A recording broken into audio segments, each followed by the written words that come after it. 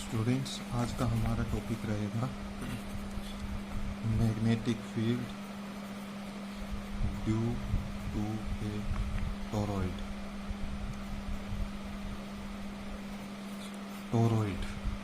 Toroid क्या होता है? एंडलेस सोलेनॉइड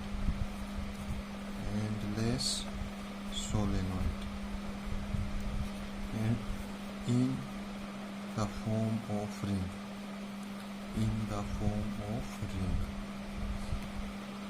हमारा जो ये सोलेनॉइड था, इस सोलेनॉइड को हम इस तरह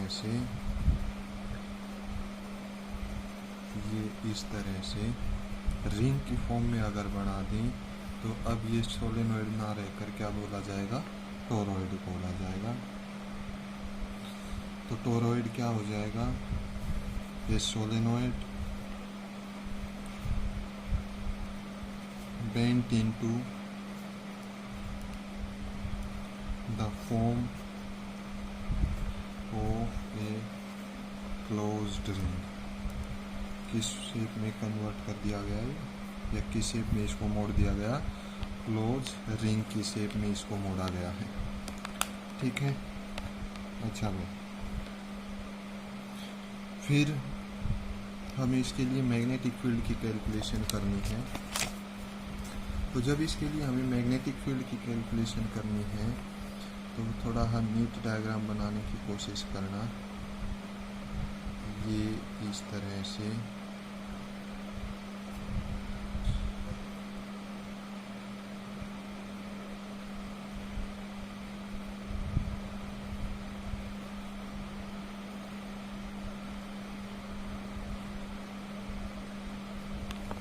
ठीक है। इस सोलेनॉइड के अंदर सपोज यहाँ से करंट किधर जा रहा है? यहाँ से करंट जा रहा है आउटवर्ड। ये देखो, यहाँ से करंट बाहर आके और ये यहाँ पर अंदर गया। ये इस तरह से ही यहाँ से ये करंट आया बाहर, ये बाहर के बाद यहाँ से अंदर, फिर यहाँ पर कैसा हो जाएगा? आउटवर्ड। यहाँ पर क्या हो जाएगा? इनवर्ड। ये हमने सोलेनॉइड बना दिया और इसको हमने ये इस तरह से रिप्रेजेंट कर दिया। ये सोलेनॉइड है, ये आउटर एज बना दी सोलेनॉइड की। तो आउटर एज के ऊपर करंट कैसा फ्लो हो रहा है? करंट की डायरेक्शन कौन सी है? आउटवर्ड के लिए डॉट रिप्रेजेंट कर दिया हमने, और इनवर्ड के लिए क्या रिप्रेजेंट कर दिया? अगर यहाँ से ये करंट बाहर निकल के आ रहा है तो यहाँ पर ये करंट किधर जाएगा? इनवर्ड। अब ये इनवर्ड ये अंदर से होते हुए यहाँ से बाहर निकलेगा, बाहर निकल कर फिर यहाँ से ये किधर जाएगा? इनवर्ड। तो ये डायरेक्शन कौन सी हो जाएगी?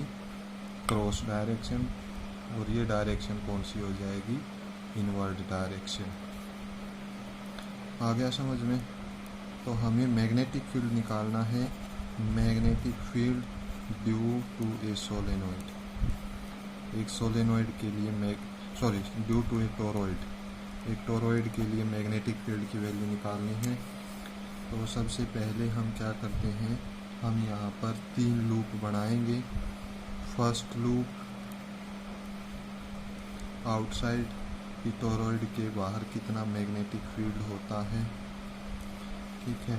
लेट सेंटर से इसका रेडियस कितना ले लिया? R3। एक लूप हमने अंदर बनाई, इसका रेडियस कितना ले लिया? R1। और एक लूप हमने ये बना दी सोलेनॉइड में, एक लूप ये बनाई, इसका रेडियस कितना लिया हमने यहाँ तक? R2। ठीक है। तो सबसे पहले कैलकुलेट करते हैं फॉर आउटसाइड जिसमें रेडियस कितना है? R3। फॉर आउटसाइड लूप, जो बाहर लूप हमने बनाई टोरॉइड के, उसके अंदर इस लूप के ऊपर मैग्नेटिक फील्ड की वैल्यू कैलकुलेट करनी है। तो यहाँ पर देखो भाई, सोलेनॉइड में एक चीज़ ध्यान रखना, फर्स्ट पोर्शन है आउटसाइड।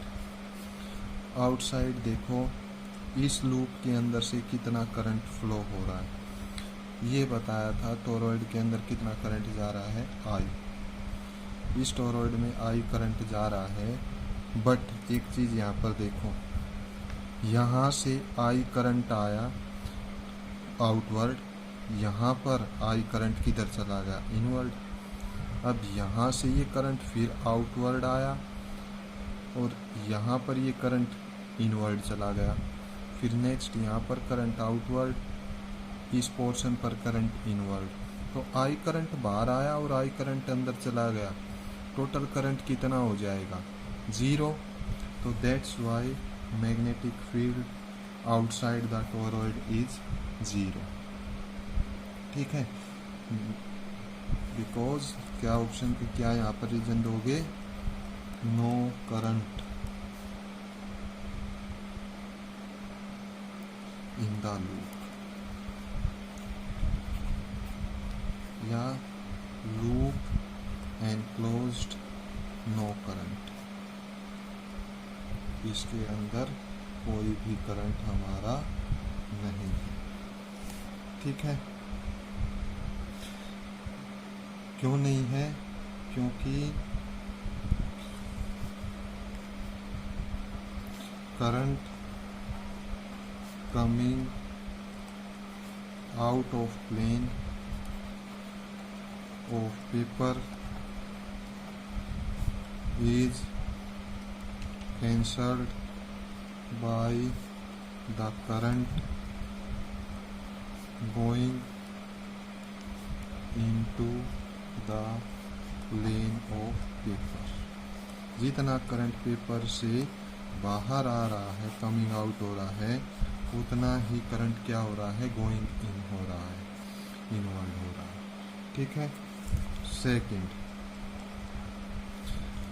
फर्स्ट कैलकुलेशन की हमने R3 के लिए, लूप आउटसाइड थी, फॉर आउटसाइड लूप जिसका रेडियस कितना था, R3। For inside loop, inside loop के लिए हम क्या करेंगे भाई, यहाँ पर एक चीज़ देखो, ये लूप है, ये लूप हमने क्या ली है अंदर, क्या इस लूप के अंदर से कोई करंट फ्लो हो रहा है, नहीं हो रहा, तो करंट इज इक्वल टू 0।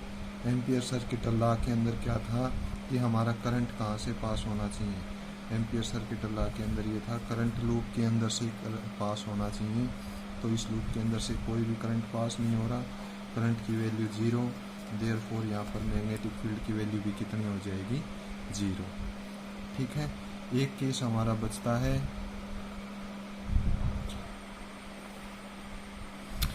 देखो ये हमारा टोरॉइड था। ठीक है, इस टोरॉइड के अंदर हमने आउटसाइड एक लूप लेकर कैलकुलेशन किया, इनसाइड एक लूप लेकर कैलकुलेशन किया। अब हमें कैलकुलेशन करना है हमारी थर्ड लूप कहाँ पर ली थी हम, let this is outer of the solenoid और ये क्या है हमारा इनर, सोलेनॉइड का इनर पार्ट है। ठीक है, यहाँ से करंट क्या हो रहा था, अंदर जा रहा था, यहाँ से करंट बाहर आ रहा था, inside outside, inside outside, inside outside, जो हमारा लास्ट पार्ट था उसके अंदर ही है।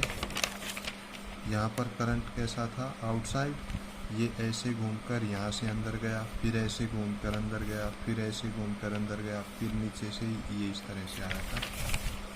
तो हमारा जो सेकंड लूप ली थी उसके लिए मैग्नेटिक फील्ड की कैलकुलेशन करते हैं, और बहुत इजी है ये, जिसका रेडियस कितना हो जाएगा, R2 रेडियस हो जाएगा, और इस R2 रेडियस के लिए for a point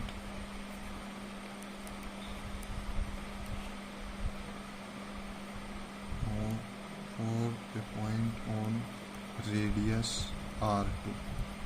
R2 radius के लिए हमारा पॉइंट होगा। तो इसके लिए देखो भाई,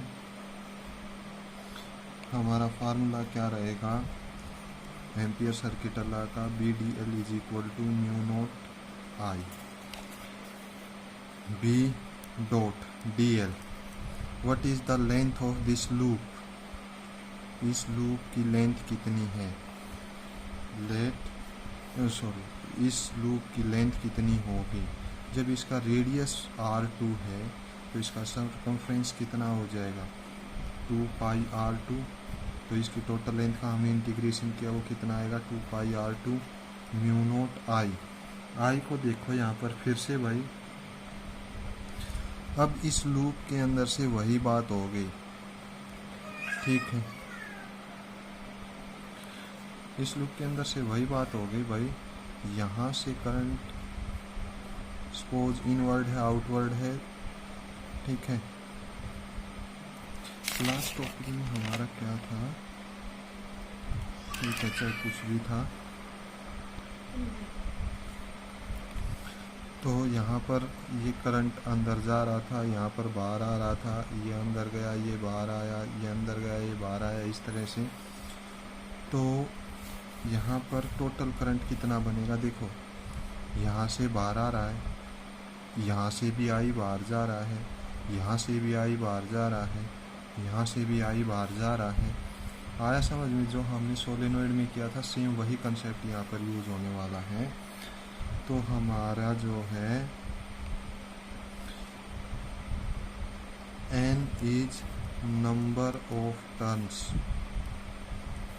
पर unit length, n is number of turns पर यूनिट लेंथ। 1 मीटर की लेंथ में 1 मीटर में कितनी turn I, n I.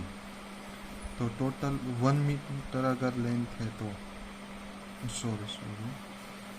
1 metre length में कितनी टर्न है, 1 मीटर लेंथ के अंदर कितनी टर्न है,